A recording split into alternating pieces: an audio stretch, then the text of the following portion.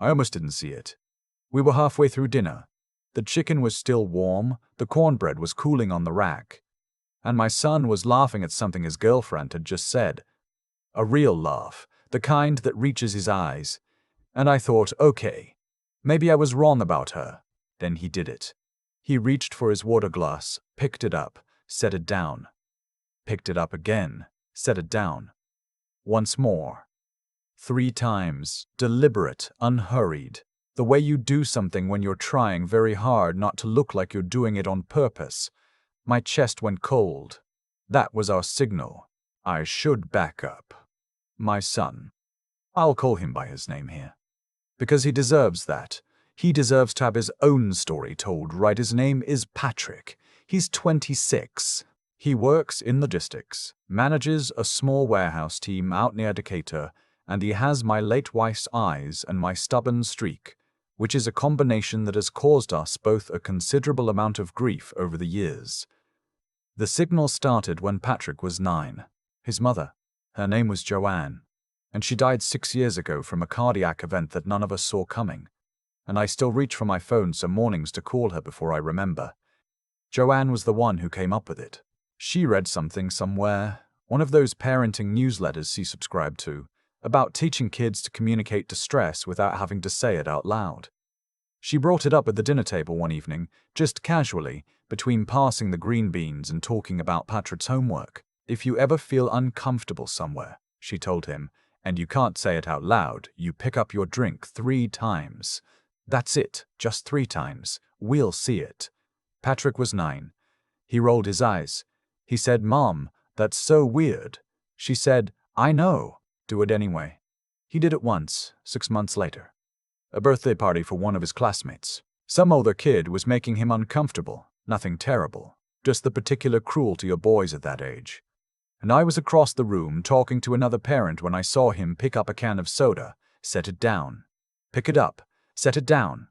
Pick it up, set it down. Pick it up, set it down. 3 times. Looking straight ahead. I excused myself and went and stood next to him, and I didn't make a big deal of it. I just said, "Hey, you want to get some air?" And we walked outside and he told me what was happening. I handled it quietly. Nobody else noticed. On the way home, he said, "The signal works." I said, "The signal works." We never talked about it much after that. It just lived between us, the way some things do. Joanne died, and Patrick grew up, and years passed, and I assumed he'd forgotten about it. He hadn't. His girlfriend's name is Amber. They'd been together about 5 months when he brought her to meet me. I want to be careful here about how I describe her, because I'm aware of how this sounds. The protective father, the suspicious parent, already looking for flaws before she walked through the door. I don't want to be that man. I've tried hard not to be that man. But I'm going to tell you what I saw, and you can make your own judgments. Amber was polished. That's the word that kept coming to me. Not beautiful in the way that makes you forget yourself, but carefully put together, deliberately so. She complimented my house in a way that felt researched. "I love what you've done with the open layout. It feels very intentional." And I remember thinking, who says that? She asked about my job early, within the first 15 minutes, before we'd even sat down to eat. I'm a structural engineer. Been one for 30 years. It's not a glamorous answer. She seemed more interested than she should have been. I told myself I was being paranoid. Patrick looked happy. He looked genuinely happy, which is not something I'd seen on my son's face in a while, not since a difficult stretch after Joanne died when he was 20 and the grief hit him differently than it hit me, slower and harder, watching him laugh at the dinner table, in his mother's chair, with his woman sitting across from him. I told myself, let him have this, don't ruin it. I went to the kitchen to get the cornbread, and when I came back, Amber was asking Patrick about my retirement accounts. Not directly, not the way you'd ask if you wanted to get caught. She was asking about his financial goals, whether he'd started a 401k, and she slipped in, smoothly the way you slide something under a door. Does your dad have one of those financial advisors, or does he manage it himself? Patrick answered, offhand, because to him it was just conversation. I set the cornbread down. I didn't say anything. And then, maybe 10 minutes later, while Amber was telling a story about a trip she took to Sedona, and she was a good storyteller, I'll give her that, she had timing, she knew how to make a room lean in, I saw Patrick reach for his water glass. He picked it up. Set it down. Picked it up. Set it down. Picked it up. Set it down. He wasn't looking at me. He was watching Amber. But his hand had moved on its own, the way muscle memory works.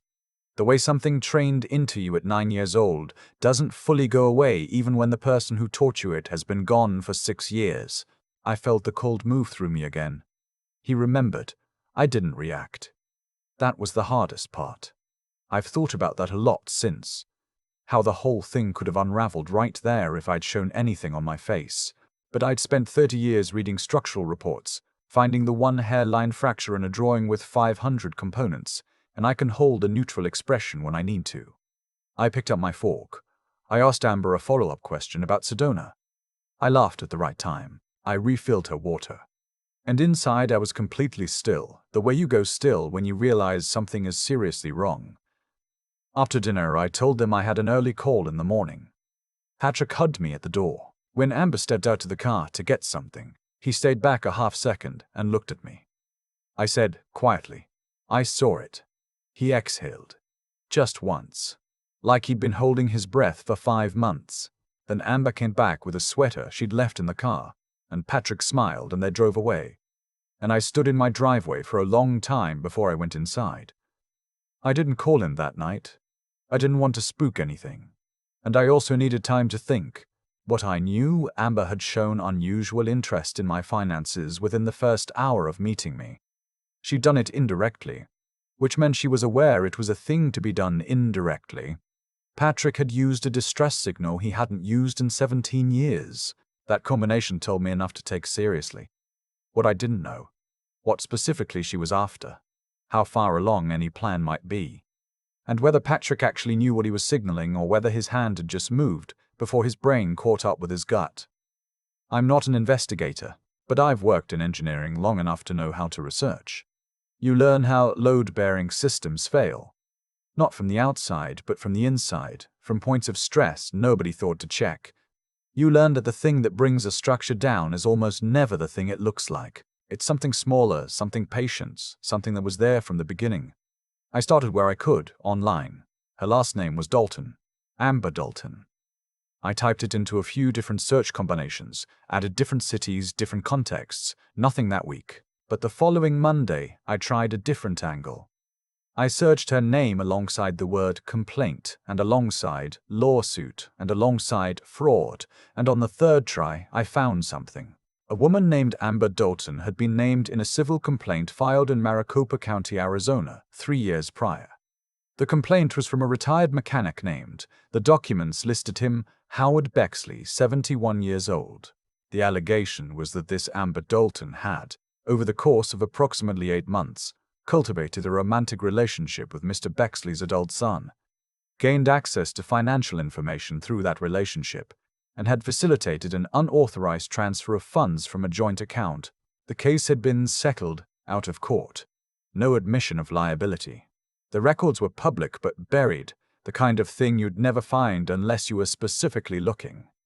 I sat at my kitchen table for a long time after that. I thought about Howard Bexley, 71 years old, a retired mechanic, and I thought about what it had cost him to file that complaint and then watch it disappear into a settlement. I thought about whether he'd tried to warn his son the way I was sitting here trying to figure out how to warn mine. I printed the documents, all 9 pages. I called Patrick on a Thursday in the afternoon when I knew he was on his lunch break. I didn't lead with what I'd found. I know my son. If I'd come at him directly, I think your girlfriend may have done this before and here's a court document.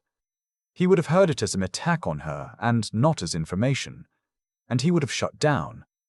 That's my stubborn streak in him. He defends first and processes second. So I asked him how things were going. He said, fine. I asked about work. He talked about a new route optimization system they were implementing, and I listened and asked follow-up questions and let him feel that I was interested and present. Because I always am, even when I have an agenda. Then I said, hey, I've been thinking about that dinner. Amber asked some questions about my finances. I wasn't sure if she mentioned she'd done that. Silence. Not the silence of someone considering their answer. The silence of someone who already knew. She was just curious, he said finally. She's interested in financial stuff. She's been talking about getting into wealth management. I said, has she asked you about your accounts? Savings? Investments? Another pause. Patrick. She asked a few things, he said. Just general. She's not like that, Dad. I know you believe that, I said. And I meant it. I'm not saying she's a bad person. I found something I want to show you, and I just want you to look at it with me. That's all I'm asking. He came over that Sunday. I set the printed documents on the coffee table when he arrived. I didn't hand them to him. I let them sit there while I made coffee, and I watched him look at them and look away and look back. He picked them up before I came back from the kitchen. I sat down across from him and didn't say anything. I let him read. He read all 9 pages. He read them slowly, the way you read something you're hoping will reveal itself as a mistake, as a misunderstanding, as a coincidence with an innocent explanation attached. I know that feeling. I've had it myself. It's not a comfortable feeling. It's the feeling of the world rearranging itself around a fact you didn't ask for. When he set the papers down, his face was very still. He looked like his mother in that moment. Joanne used to go still like that when she was processing something hard. It was never anger first with her. It was always this long quiet and then something underneath it, and then whatever came next. She has the same name, he said. She does. Maricopa County. That's Arizona. She told me she'd never lived in Arizona.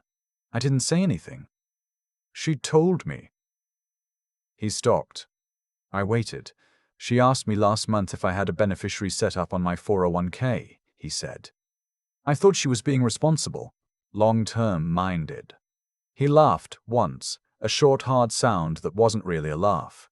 I thought it was a green flag. It might have been innocent, I said, because it might have been.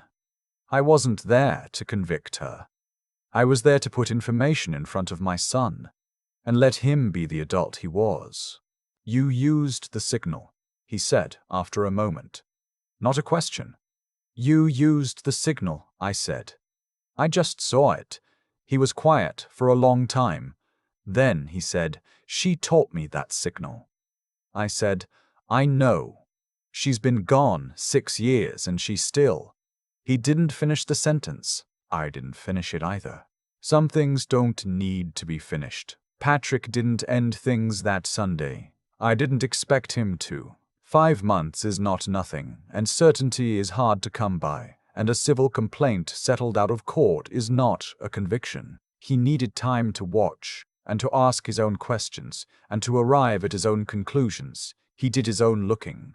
Separately from me, in his own way, over the next few weeks, he asked her questions, not confrontationally, but carefully, the kind of questions that have different meanings depending on how they're answered. He watched what she did when she thought he wasn't paying attention. He called me about 3 weeks after our Sunday coffee. He told me he'd found, in his email, a forwarded message he'd forgotten about. He'd given her access to his email once, for a specific errand, a thing he'd thought nothing of. And in his sent folder there was a message that had gone to an address he didn't recognize, and it contained a summary of his monthly take-home, his 401k balance, and the name of his brokerage. He had not sent that message. He reported it to his bank and his brokerage the same day. Both accounts were flagged and monitored. Nothing had moved yet. The window he'd unknowingly opened had not yet been used. He'd found it in time. He ended things with Amber that week. He did it in a public place during the day, and he did not tell her what he knew. He did not give her the chance to explain, or to craft a counter-narrative, or to make him doubt himself. He just ended it, cleanly, the way you close a door. She called twice after. He didn't answer. He came over for dinner about a month later, first time since everything. I made pot roast. Nothing fancy, just the basic Sunday pot roast I'd been making since before he was born. And we ate at the same table we've always eaten at, in the same house. And it was an ordinary evening, the kind of evening you don't think to remember until later, when you realize it was important. Near the end of dinner, he said, "I've been thinking about the signal." I said, "Yeah?" I didn't even decide to use it. At that dinner. I didn't think I should use the signal. My hand just moved. I know. Do you think she would have known what it meant? If she'd seen? I thought about it. No, I said. That's the thing about a signal like that. Nobody else knows the language. He nodded. I almost didn't use it, he said. I almost talked myself out of it. I was sitting there telling myself I was overreacting, that she was just asking normal questions, that I was being paranoid, and then I thought. He paused. I thought, what would Mum say? I put down my fork. She'd say use the signal, he said. She'd say use the signal, he said. She'd say use the signal. I agreed. We didn't say much after that. We finished dinner. He helped me clear the table. He stayed for another hour, and we watched part of a game neither of us cared that much about. And when he left, he hugged me longer than usual, the way he did when he was younger, before he got old enough to be self-conscious about it. Standing in the driveway, watching his taillights disappear down the street, I thought about Joanne. About a newsletter she'd read in 2007. About a 9-year-old boy rolling his eyes at a dinner table. About how she'd said do it anyway, and how he had, and how 17 years later that quiet insistence of hers had reached forward through time and done exactly what she'd intended it to do. I went inside. The house was quiet the way it always is now, but it felt different that night. A little less empty, a little more like something she'd built was still standing. It still is. I've been sitting with this story for a while now, and the part I keep coming back to isn't the court documents or the forwarded email, or even the moment Patrick picked up his glass.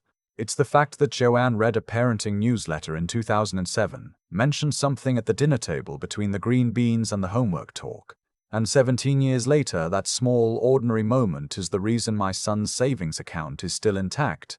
That's how it works, I think. The things that protect us are almost never dramatic. They don't announce themselves.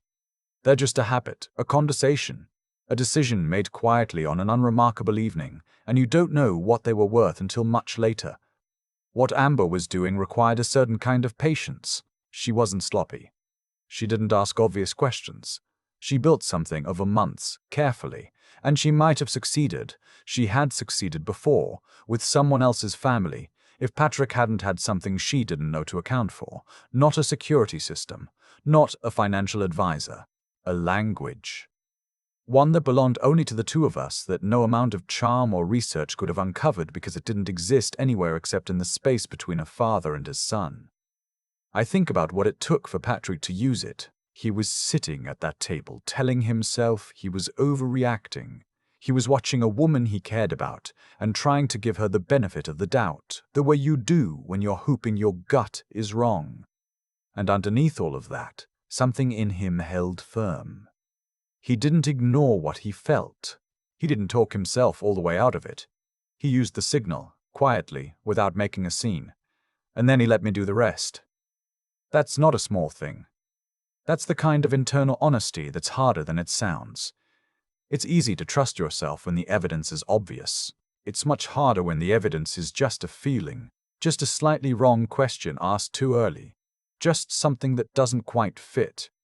Patrick trusted that feeling enough to act on it, not dramatically, not irrationally, just enough to leave a door open, and I think that matters as much as anything else in this story. The willingness to stay honest with yourself even when honesty is inconvenient. Even when you'd rather not know. Even when knowing means losing something you wanted to keep. He had to sit with uncertainty for weeks after that Sunday. He had to keep showing up to his own life while quietly watching and waiting and gathering what he needed to know. That takes a particular kind of steadiness, not toughness in the loud sense, just the ability to stay clear-headed when everything in you wants to either panic or pretend. The outcome was good. Nothing was lost. Patrick is fine. But I don't think the outcome is really the point. The point is that Joanne built something into our family that outlasted her. A small, practical thing. Pick up your glass 3 times if you need me. And it held. It held against time and grief and the natural drift of a boy growing into a man who doesn't think he needs his father anymore. It held because she made it real, and because Patrick kept it even when he didn't know he was keeping it. I think we underestimate how much of what protects the people we love is already in place, already working, long before we know it needs to. She told him, "Do it anyway." He did.